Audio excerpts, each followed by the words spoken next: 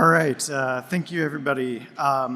Today I'm going to be presenting on TAK UI, multi-platform TAK development in TAK UI, and some of our next steps. So basically I'm going to start by giving a background and motivation for the project. I'll spend a bit of time going over our design philosophy for TAK UI, some of our capabilities, and then diving a little bit into some of our multi-platform support. And finally, if I have the time, I'll spend a little moment talking about what I think is next for the project and next for the TAK ecosystem from my perspective. So what is TAK UI? Basically, it's a GOTS library for TAK development.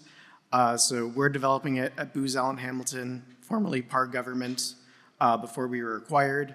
And it's actually available now to anyone with tak.gov developer credentials. So I'll have a resources slide at the end with some links that you all can take pictures of. And I believe these slides will be on the website as well, if you want to reference them there. So basically, it's just a modern UI development library for TAK. And why you'd want to use it would be it greatly simplifies ATAK plugin development and maintenance. So I don't know how many ATAK specific developers we have in the room, but between legacy Android and the TAK platform itself, it can be quite hairy at times. There's a lot of boilerplate that can be necessary. So TAK UI consists of a number of different utilities to make life easier for developers. Another reason why you might want to use TAK UI is it's actually compatible with pretty old ATAK versions. We've tested it going back to ATAK 4.2.1. So as opposed to something like Jetpack Compose, where it's really only supported on recent ATAK versions, if you have a customer that requires something to target legacy ATAK, you can still take advantage of the modern development tools that TAK UI provides. Another nice thing about TAK UI as compared to something like Jetpack Compose is it's basically just a wrapper to the platform's underlying native widgets and styling. So you don't have to muck around with having a UI that kind of looks out of place because we're literally just using the platform implementation. So you get a consistent look and feel to the underlying platform you're deploying to. And then finally, eventually, and I think this is probably one of the biggest selling points of TAK UI, is really where we want to go with this in the future is to allow you to share both UI and business logic between all the different TAK platforms. So essentially what that means is rather than writing a plugin first in ATAK and then porting it to WinTAK and TAKX as separate efforts, we want to allow you to be able to write your plugin once and deploy it to any of the different TAK capabilities, including eventually in the future platforms such as ATAK and WebTAK. But right now what we're working on, the three basic platforms, ATAK, WinTAK, and TAKX. So I say eventually there because that's a little bit of a work in progress, but that's sort of where we want to go with this. So a bit of the design philosophy behind TAK UI, we use something called fine-grained reactivity. So the most popular framework that uses something similar is called Solid.js. And some of the advantages of that are it's really easy to reason about because you're explicit about what types in your application have reactivity.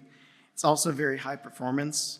If you look at some of the JavaScript benchmarks for different frameworks and stuff, those using fine-grained reactivity are usually pretty close to the top. So it allows you to write high-level, easy to reason about code that's also fairly performant. And beyond that, in addition to just those kind of modern UI development capabilities, we also want to provide high-level bindings for everything TAK. So there's a lot more to TAK development than just those basic widgets that you have in your pane or whatnot. And we want to have the same kind of modern developer experience that something like Jetpack Compose provides, but for everything in TAK. So TAK UI has utilities for things like map widget manipulation, map object manipulation, and we want those to be as easy to write as it is to write your reactive UIs. We have specific APIs for things like custom radial menus. So if you're used to ATAK, generally to do that, you have to do a bunch of manual management of broadcast receivers and things of that nature. TAK UI makes that a lot simpler. We just have a really simple declarative API for that, and tons of other things that I'll get to with the rest of the presentation. So this is how you declare a plugin in TAK UI. You can sort of think of this TAK UI plugin block as kind of a plugin manifest. So this is basically where you declare different hooks into TAK that your plugin provides. So the basic one here, plugin tool, is essentially just a toolbar icon that you can click on and do something in TAK. So this is super simple to specify. And again, compared to traditional ATAK development, this cuts down on a ton of boilerplates. And this also has the nice aspect of cutting down on some manual management of life cycles and things of that nature. So if you're used to building a traditional ATAK plugin, you know that you have to register things on an on-start and an on-stop so you can properly clean up resources. So if you place some markers on the map or something, you don't leave those on the map once your plugin disposes of itself or the user closes it out. TAK UI handles that for you automatically. So you just have to register things and it'll automatically handle the lifecycle aspect in the background for you. So this is what a TAK UI user interface looks like. So basically, instead of XML, we use this Kotlin domain-specific language. And if you want to, you can kind of think of it as a different syntax for XML. So rather than having the angle brackets, you just have these curly brackets that denote your blocks. And you just have your UI layouts, your columns, your rows, and your various UI widgets. And the nice thing about this is it gives you the whole power of the Kotlin programming language. So you can abstract things out into different functions. You can use all the constructs you're used to, iteration, for loops, conditionals, can all be embedded directly in your UI, which makes things a lot easier in certain instances. It's also, this one's a bit subjective, but arguably it's easier on the eyes and a bit easier to read than XML. And as part of this API, we also allow for performant data binding to Kotlin state flows. That's the construct we use for reactivity in TAK UI. So that's how you would achieve more advanced data binding. And finally, we also have an interesting component API, which allows you to specify input and output data. I probably won't be able to get too much into that today, but essentially what that allows you to do is have APIs for things like reusable data entry forms, very simply. And so that's an advantage that we actually have over something like Jetpack Compose. We actually make that easier than Compose itself. Okay, so another kind of interesting thing with TAK UI is this aspect of a tool. And this is essentially an abstraction we have that wraps things in ATAK or TAKX, such as coordinate selection dialog or the shape entry tool, modal dialogues, anything like that, where you're basically prompting the user to do something on the UI, and you want to get some data out of it. We modeled this using Kotlin coroutines, but the tool class provides some additional niceties on top of that. First and foremost, that cancellation is automatically handled. So if you're used to doing this kind of stuff in TAK without coroutines, using the raw callback and broadcast receiver-based APIs, you'll know that it can be very finicky, and you have to make sure that you're manually handling every case where a user might cancel out of a dialog or something like that. TAK UI handles that for you automatically. Basically, the default behavior is if you cancel something in a sequence of asynchronous actions, it'll automatically short circuit and cancel the entire thing.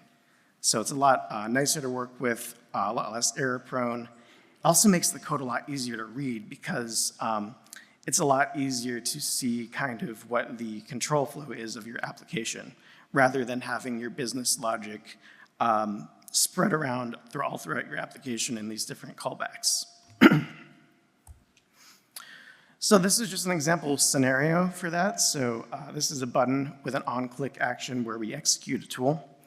Basically, the scenario is here.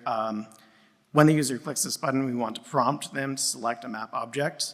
And then with the data from that, we want to open a modal dialog. And with TAK UI, it's super simple. You could write this literally in 2 minutes or less if you know the framework. So basically, tool.seek is our sequence.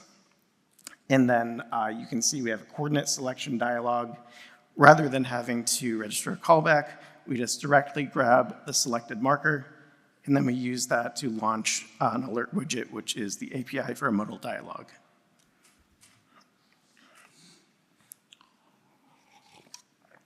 We also have a navigation API built into TAK UI. That's pretty straightforward. You basically just implement a navigation target per screen you want to have in your application. And we have these nav-to and nav-back methods to handle navigation. So there's no need to use an obscure library or roll your own fragment backstack. This is just a built-in capability we have in the framework. Finally, one thing that's really nice for TAK UI that even the users will appreciate, the TAK UI includes enhanced error handling by default. So I don't know if anyone here has ever been out in the field and they've had an issue where they have an error with the plugin and it crashes ATAK. That kind of sucks, right? You know, ideally as developers, we try to make that not happen, but mistakes happen. You know, you run into weird edge cases out in the field that testing in an office somewhere, us or the QA team wouldn't run into. So if you're using a TAK UI plugin, instead of crashing all of ATAK, we show you this dialog, and we give you the option to attempt to restart it, or just quit and go on with your life. So this may not always happen, but in our experience using this in plugins, this should catch probably like 90–95% of errors, and does not require you to use a hard ATAK restart or, God forbid, anything like a boot loop. So that's a major win for TAK UI plugins. Another small nicety we have in the TAK UI monorepo, this is really useful if you are doing GIS stuff in your plugin. We have this library called rasterflow, which basically just makes it super simple to load and write rasters and do various raster manipulations with things like map algebra. We do also have some work in progress support for vector data processing utilities, but most of this is kind of revolving around manipulating rasters. Okay, and this is basically our multi-platform capabilities where we are right now. So again, we have that kind of common vision that I pointed out earlier. You have one code base and you deploy that to all your different platforms rather than having to pay a development team 1, 2, 3+ times for targeting all these different platforms. So this is work in progress, but we are currently using this multi-platform capability in 2 of our plugins at Booz Allen, 4 in general. And this is the same API that we've seen so far. All this kind of stuff, excuse me, you can just write and automatically deploy it to these different platforms as long as it's part of the API that we've implemented. So there are, because this is work in progress, some features that are missing or unimplemented on the TAKX and WinTAK platforms. So I'm not saying this is going to work perfectly today, but it is something we're using and something that we're working on right now. We have project templates available for ATAK TAKX mixed projects or ATAK TAKX WinTAK mixed projects. One of the caveats there is because to target WinTAK, we're using something called Kotlin multi-platform. If you want your plugin to target WinTAK, you actually cannot use Java or JVM dependencies. You have to use a pure Kotlin project. However, if you do have some Java-specific dependencies you want to use or some Java source files, that is still supported if you want to use a shared project between ATAK and TAKX.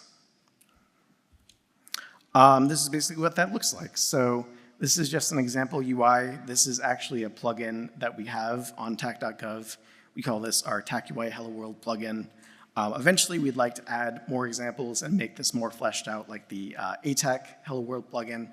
But we have a couple things up there now. You can build this and see it, how you have your single code base, and you can write the same UI, write the same business logic, and have it target ATAK, TAKX, and WinTAK. And as you can kind of see here, we're just using the basic underlying UI widgets. So, it's the same layout, the same content. Users can kind of go between the platforms and they'll get the same thing by default that they're used to, but it's going to look native to that platform because we're just wrapping those native components. As you can see, the TAKX example, the alignment's kind of off. The TAKX is a little bit newer, but our goal is to make a layout consistent between platforms and then use the native widget styling. Okay, and this is just a case study from one of our plugins at Booz Allen. So this is a plugin we're developing with a shared Kotlin base that targets both ATAK and WinTAK, and over 75% of the code is shared. So that's 75% of the code that you didn't have to pay to write to port to your different platforms, and we just get for free, having that same common functionality between platforms with the same capabilities. So bottom line, decreased maintenance burden and development costs compared to kind of the state of the art today where you have to have separately maintained plugins. All right, and I think I've got a bit of time left, so I wanted to talk a little bit about my personal ideas for the future and the vision for TAK UI. I just wanted to clarify, this is nothing set in stone. This is sort of just my vision for the future. But kind of the problem as I see it right now TAK UI is a lot of different things. So we have Kotlin-specific utilities, both for general UI development as well as TAK-specific kind of stuff, right? Then we also have this kind of cross-platform API for TAK development. And then we have all the implementations of those APIs for each of the platforms we're targeting. So kind of what I want to ask and kind of pose to the TAK community is, what would it look like if we decoupled those Kotlin-specific utilities into their own library? Kotlin's great. I think Kotlin makes it easier to write TAK plugins, but not every team's going to be experienced with Kotlin, and maybe you have some existing code in another language that you want to reuse. I think that we should be able to do that with TAK UI, which you're not currently able to do since we're based on Kotlin multi-platform.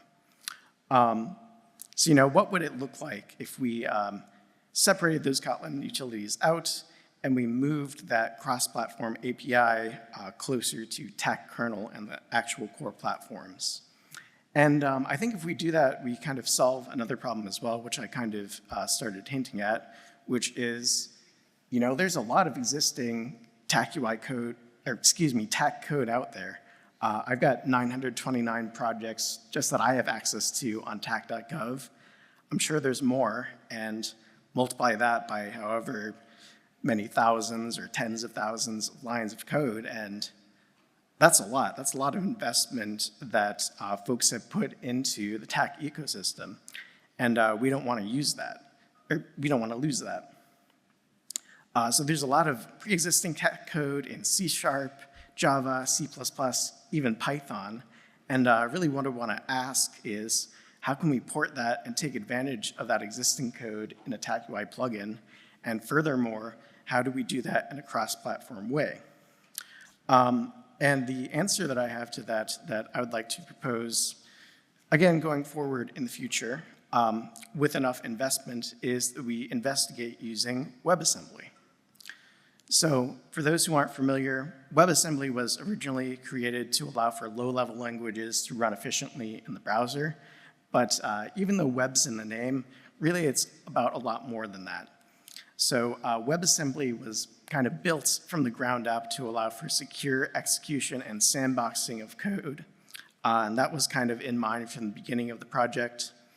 And there's these runtimes out there that allow you to execute what are called WebAssembly components and embed those as part of a larger non-browser application as plugins, which sounds exactly like what we do so much at TAK, right? This really is what WebAssembly was made for. You have this high-level interface description language that allows you to define an API for communicating across those programming language boundaries, and the component model, which allows you to easily compose those components written in different languages. So for instance, you might imagine that you have a component for your calculation engine. Maybe that's written in Python or something. Then you have the code for the kind of front-end UI of your application, maybe written in Kotlin, maybe written in C#. And you can use the component model to combine those into a single binary that you can then ship as a unitary TAK plugin. And with the tooling that's provided with WebAssembly, it's made super simple. And you don't have to kind of figure out that dance for each of your separate platforms. You can just deploy your WebAssembly bundle to all of the TAK platforms. So this is kind of what I have in mind for the future, what I want us to be working towards as a community. You have the capability to choose one or more languages for your TAK application and to build on top of the TAK Product Center's unified plugin framework, which is currently a JavaScript engine, but does have some support for WebAssembly. And with that single TAK plugin, you can deploy it to any platform and have those advantages of sandboxing that WebAssembly native provides. So that includes things like we've already been doing in TAK UI with better error handling and stuff that you get for free using WebAssembly because it's built with that kind of security model from the ground up. Another thing that we'd like to do going forward in the future, dreaming big a little bit, is we also want to provide first-class support for cross-platform testing. So this is actually something I prototyped a couple of months ago. This is kind of what we envision. In addition to being able to write a plugin and have it target multiple platforms, we also want to be able to write test scripts that can test things on different platforms. Because you can deploy things to as many different platforms as you want. That's great, but you still got to test it on those individual platforms because they're different platforms. There's no guarantee that even if your business logic is the same, they're going to behave exactly the same way. So in addition to reducing development burden, we also want to reduce testing burden and CI burden as well, and provide those unit tests or integration tests that you can run in a cross-platform manner. And so yeah, as I promised, here's a resource slide. Leave this up for a second, but again, this is on tak.gov, so you should be able to have access to those links as well. Oh yeah, sorry, I also want to mention here, yeah, so we have the repository, we have those various sample projects we mentioned. I do also have a tutorial, which should be available to anyone with tak.gov developer access. The tutorial is currently a little bit out of date, but this is something that we're planning on updating for the upcoming TAK UI release. So I would imagine within the next couple months, hopefully that would be a bit up to date. But I still think this is a useful resource today, just some caveats. Some of the code examples may not be exactly the same. But yeah, that's pretty much what I had.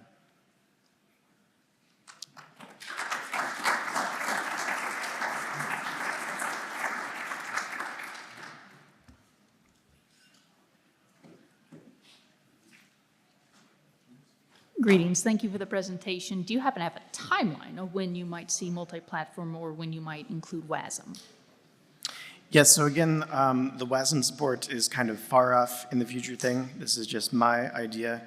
We don't currently have a contract for us working that, so we do not have a timeline for that. In terms of multi-platform support, you can use it today. We just don't have all of the different components implemented.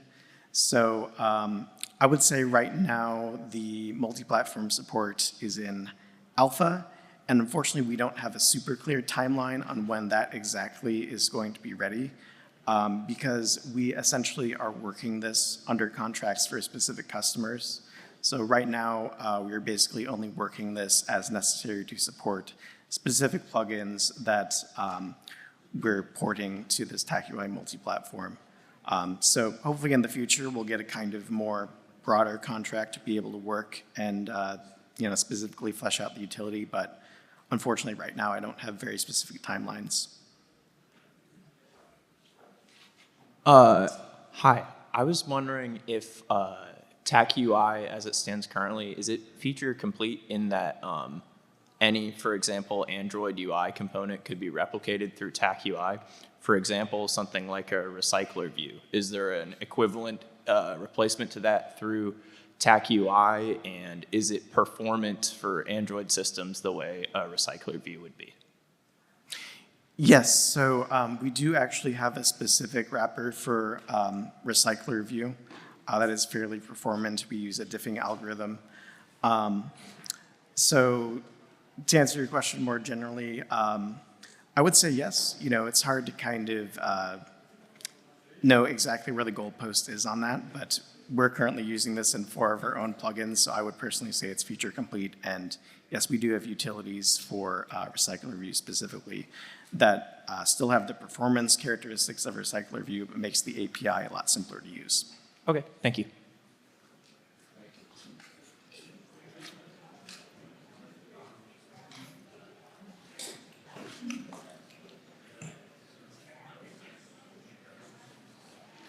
All right. Well, thanks, everybody.